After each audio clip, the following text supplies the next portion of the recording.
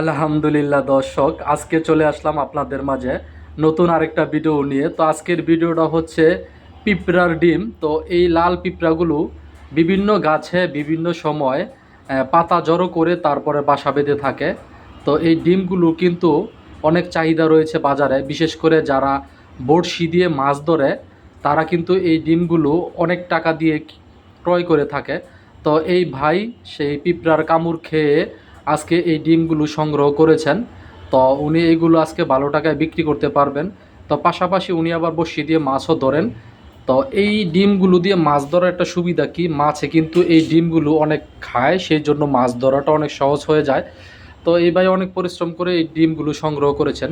তো আপনিও যদি বসে না থেকে আপনার এলাকাতে এরকম পিঁপড়ার বাসা থাকে, তাহলে আপনি এই ডিমগুলো সংগ্রহ করে বিক্রি করতে পারেন যারা মাছ ধরে বড়শি দিয়ে। তো এই ভাই দেখেন অনেক পরিশ্রম করে এই ডিমগুলো সংগ্রহ করতেছে। বিভিন্ন জঙ্গলে জঙ্গলে যেখানে বড় বড় গাছ আছে ওদিকে ঘুরতে হয়, এরকম লম্বা একটা বাঁশের মাঝে নেটের মতন সিস্টেম করে রাখছে। তো ওইভাবে উনি এই ডিমগুলো সংগ্রহ করে থাকেন। তো আজকে মোটামুটি ওনার অনেকগুলো ডিম সংগ্রহ হয়েছে, যে নিচে দেখেন লাল পলিথিনে অনেকগুলো ডিম আছে, প্রায় হাফ কেজির কাছাকাছি হবে। তো ওই পাশে আরও কিছু জড়ো করছে। তো মোটামুটি আজকে অনেকটা টাকা ইনকাম হবে। তো পাশাপাশি উনি মাছও ধরতে পারবে। তো এটা বলার কারণ হচ্ছে, কারণ আমাদের আশেপাশে যা কিছু আছে সব কিছুই কিন্তু আমাদের দরকার, এবং আল্লাহ তাআলা আমাদেরকে ওইভাবেই সৃষ্টি করেছেন যে সব কিছু আমাদের উপকারে আসবে। তো তারই প্রেক্ষিতে এটা ভিডিও করা, কারণ আমার আপনার কাছে হয়তো বা এটার কোনো দাম নেই, কিন্তু যারা এটা ব্যবহার করতেছে, যারা এটা দিয়ে মাছ ধরতেছে, অনেকে এটা বিক্রি করে টাকা সংগ্রহ করে জীবিকা নির্বাহ করতেছে। তো তাদের কাছে এটার অনেক দাম আছে।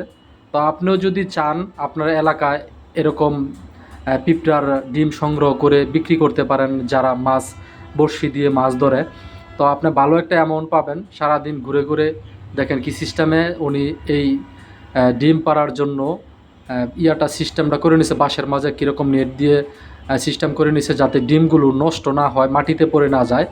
তো আপনিও চাইলে এই সিস্টেমে সংগ্রহ করতে পারেন। দেখেন এটা দেখলে আপনি বুঝতে পারবেন কিভাবে এটা সিস্টেম করে বানাইতে হবে। দেখেন এইভাবে বানিয়ে তারপরে ইয়ে করতে হচ্ছে।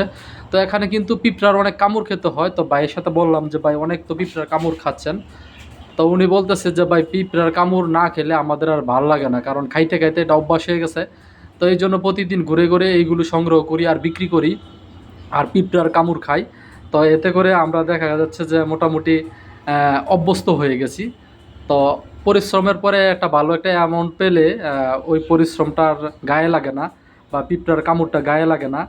তো যাই হোক, আপনারাও চাইলে এরকম করতে পারেন। অনেক পিঁপড়ার কামড় সহ্য করতে হয়। তো ভালো থাকবেন সবাই, আল্লাহ হাফেজ।